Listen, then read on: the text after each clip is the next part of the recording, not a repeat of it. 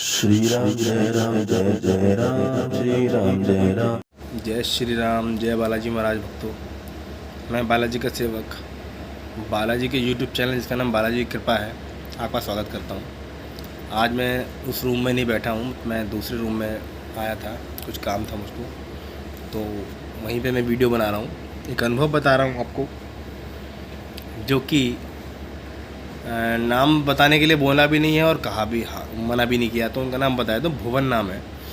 उन्होंने मुझे 2-3 अनुभव लिख के भेजे अपने, वो मैं बताता हूँ। जब से वो हनुमान चालीसा का पाठ करने लगे हैं हमारे चैनल से टकराने के बाद, तो उन्होंने बताया कि एक रात स्वप्न में ये दिखा कि हनुमान जी के दूत महाराज उनके पास आए हैं और आकर के उनको वो बता रहे हैं कि आपको 100 हनुमान चालीसा पढ़ने के बाद किस किस बंधनों से मुक्ति मिलती है, कौन कौन से बंधनों से हनुमान जी महाराज उनको मुक्ति दिलाते हैं। ये चीज़ उन्हें दिखाई दी सपने में बहुत स्पष्ट रूप से। हनुमान जी के दूत महाराज दिखे। उसी दौरान उनको एक अनुभव और होता है। वो क्या कि वो नेगेटिविटी से घिरे हुए हैं चारों तरफ से। समझ रहे हो, ये उन्हीं के बारे में, उन्हीं का अनुभव है जो उनको हनुमान जी के दूत और हनुमान जी ने करवाया। नेगेटिविटी से घिरे हुए हैं। नेगेटिविटी उनको डराने की, धमकाने की, किसी तरह का कष्ट पहुंचाने की कोशिश कर रही है। हनुमान जी का नाम लेते हैं, बजरंगबली का नाम लेते हैं, तो उनके हाथ में हनुमान जी की मूर्ति आई थी कहीं से। हनुमान जी की मूर्ति हाथ में आती है और जो नेगेटिविटी इनको मारने की कोशिश कर रही थी, डराने की कोशिश कर रही थी, ये क्या करते हैं कि वो हनुमान जी की जो मूर्ति इनके हाथ में होती है, जो उनका भूतों का हेड होता है ना, हेड है ना, कहते हैं ना, ये HOD है जी, हेड ऑफ द डिपार्टमेंट। तो एक जो हेड होता है उसके माथे से टच कर देते हैं। तो उसके माथे से टच कर देते हैं तो उसे 440 वोल्ट का झटका लगता है और वो करंट से ताप के ख़त्म हो जाता है, भस्म हो जाता है। ये इन्होंने देखा और जस्ट वो सब नेगेटिविटी ख़त्म हो जाती है एकदम से। और ख़त्म होने के बाद दूत महाराज फिर से इनके सामने आ जाते हैं। जो दूत महाराज थे हनुमान जी के, वो बताते हैं कि आपको अपनी ऊर्जा बढ़ाने के लिए, अपना ऑरा स्ट्रॉन्ग करने के लिए, अपना जो ऊर्जा, जो पॉजिटिव ऊर्जा है, उसे बढ़ाने के लिए आपको 11 हनुमान चालीसा, सुबह 11 हनुमान चालीसा शाम को करनी चाहिए। उससे क्या होगा कि आपका ऑरा इतना स्ट्रॉन्ग हो जाएगा कि किसी भी तरह की नेगेटिविटी तुम्हारे घर में हो, घर के पास हो, या कहीं आप चौराहे पे जा रहे हैं वहाँ पे हो, वो आपको टच नहीं कर पाएगी, दूर से दूर रहेगी। वो नेगेटिविटी हमें टच करेगी तब जब हमारा ऑरा स्ट्रॉन्ग नहीं होगा। हम खुशबू की चीज़ लगा के इधर उधर घूमेंगे, मीठी चीज़ खाते हैं, कहते हैं ना, सब घर वाले मना करते हैं। तो इन चीज़ों के बारे में आपको कुछ परहेज करने होते हैं, उन चीज़ों को परहेज करें और हनुमान चालीसा का 11 सुबह शाम पाठ करें। आपको कोई भी नेगेटिविटी आएगी ही नहीं। आ चुकी है, ये नहीं कह रहा मैं, आ चुकी है अगर, तो जाने में समय लेगी, जाएगी, लेकिन आएगी नहीं। उसका क्या, ये दूत महाराज ने उनको बताया, भुवन जी को, कि आप 11 हनुमान चालीसा का जाप पाठ करते रहेंगे निरंतर, कोई भी प्रॉब्लम, कष्ट, समस्या, बीमारी आपके पास आएगी ही नहीं।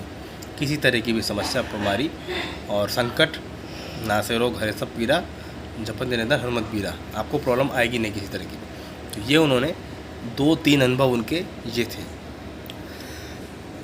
और मैं भी इसमें कुछ अपनी तरफ से ऐड करना चाहता हूँ। वो क्या कि आप सबको मैं एक चीज़ बताना चाहता हूँ कि कभी भी आप कोई भी चीज़ खाएं, मान लीजिए आपने कुछ मीठा खाया, घर से बाहर खाया, या घर में ही खाया और एकदम से बाहर निकल पड़े, और बाहर पीपल के पेड़ भी होते हैं, ऐसे वृक्ष भी होते हैं जिसमें नेगेटिविटी रहती है।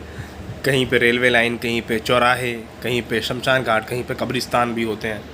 तो उनके पास से हम गुजरते हैं, तो हमको कोई चीज़ मीठी हमने खाई है या सफ़ेद खाई है, तो कुछ भभूत चाट के निकलें या फिर कोई नमकीन चीज़ खा के निकलें, ठीक है, अपना स्वाद बदल लें। ये तो ऐसी चीज़ें बहुत नेगेटिविटी को आपकी ओर आकर्षित करती हैं। और कोई भी प्रेग्नेंट लेडीज जब भी जाए घर से बाहर, ठीक है, तो माचिस लेके जाए, चक्कू लेके जाए, या भभूत चाट के जाए हनुमान जी की, ठीक है, किसी भी तरीके से, या अकेले कहीं ना जाए, अंधेरे में या कब्रिस्तान टाइप के इस तरह के इलाकों में कभी ना जाए, ठीक है। इशारा मैं जो करना चाहता हूँ वो समझ गए होंगे आप, ठीक है ना। और कभी भी कोई भी लेडीज़ खुले बाल करके ना जाए ऐसी जगहों पे, चौराहे पे या कहीं पे भी, कब्रिस्तान शमशान घाट की तरफ से ना निकले। बाल बंधे होने चाहिए, जूड़ा या चुटिया या एक भी क्लेचर भी टाइप का लगा है तो वो बंधा है, मतलब बंधा होना चाहिए। नहीं तो आपको ऐसे में इन चीज़ों का नहीं ध्यान दोगे तो नेगेटिविटी पकड़ेगी आपको, ज़्यादा चांस है। नेगेटिविटी आती कहाँ से है, इसके बारे में बात करें, थोड़ा सा बताऊँ आपको। नेगेटिविटी आती कहाँ से? चौक चौराहे से आती है। कोई आपको बंधन करके आपके घर में छोड़ जाता है, कोई खिला देता है आपको, तभी तो आती है। ज़बरदस्ती अपने आप नहीं आती वो, ये 2-3 तरीक़ों से ही नेगेटिविटी आती है, अपने आप नहीं आती। उनको कोई शौक़ नहीं पड़ा है कि आपके घर में आकर आपको बर्बाद करेंगे, नहीं। मान लो मेरे ऊपर कोई नेगेटिविटी है, मैंने अपना उतारा कराया और मैं चौराहे पर रख के आ गया। अब चौराहे पर रख के आ गया मैं, चौराहे से 10 लोग गुजरेंगे, जो मैं रख के आया हूँ उसको लांग जाएगा, जो उसके साथ वो चली जाएगी और उसका घर बर्बाद करेगी नेगेटिविटी। और वो जब उतारा करके चौराहे पर रख देगा तो दूसरे के साथ लग जाएगी, जो भी उसके लांगेगा। या फिर हमने किसी प्रेत को पकड़ के उस पर बंधन लगा के किसी के घर में छोड़ दिया या किसी के नाम से छोड़ दिया कि उसको बर्बाद करो, उसको मारण कर दो, उसको परेशान कर दो, उसे बीमार कर दो, रोगी बना दो, रोग से उसकी जान ले लो, तब होता है ऐसा। और वो करते कैसे में, तो कुछ खिला देते हैं उसको ऐसा करके, ठीक है। या फिर उसका कोई बाल ले लिया, नाखून ले लिए, उसका कपड़ा ले लिया काट के, उसके ऊपर बंधन लगा दिया, ठीक है, और दबा दिया शमशान घाट में जाके। और भी कई तरह की क्रियाएँ होती हैं, तब ये प्रॉब्लम आती है आपको, ठीक है। आपके अंश ले लिए, अंश दबा दिए, अंश पकड़ लिए, अंश पकड़ने के बाद उन पर क्रिया कर दी तो आपको बीमार ही रहोगे लाइफ पर। ये चीज़ें होती हैं, इनसे बचो। तो जो मैं उपाय, जो मैं तुमको टिप्स दे रहा हूँ, इन टिप्स के ध्यान से आपको बहुत ध्यान रखना है इन चीज़ों का, और वो रखना बहुत ज़रूरी है। कभी भी शमशान घाट में जाओ, वहाँ से आप कहते हैं ना, वहाँ से किसी को मतलब जला के आते हैं, तो वहाँ से जब घर आते हैं तो आकर के उनके घर जाते हैं पहले, और फिर नीम का एक पत्ता खा लेते हैं, काट लेते हैं, ताकि वो मुंह में कड़वा हो जाए हमारा, और मुंह धो के तब घर आते सीधा नहाते हैं, नहाने के बाद अपने घर के अंदर एंट्री करते हैं, है ना, ताकि कोई चीज़ हमारे साथ आ गई हो तो वो हमारा मुंह कड़वा होने से बाहर रह जाए, और वो आए ना, और आए तो जल छिड़क रहे हैं हम अपने ऊपर, उससे ना आए, और उसके बाद भी आए तो हम नहा धो के आएंगे घर में, तो फिर ना आए, है ना। जो लोग ऐसे ही जा जाते हैं, कुछ मतलब शमशान घाट में किसी की क्रिया में गए, क्रियाक्रम में, वहाँ से सीधा अपने घर चले गए डायरेक्ट, ना नहाए ना धोए। ऐसों के साथ घर में प्रॉब्लम चली जाती है।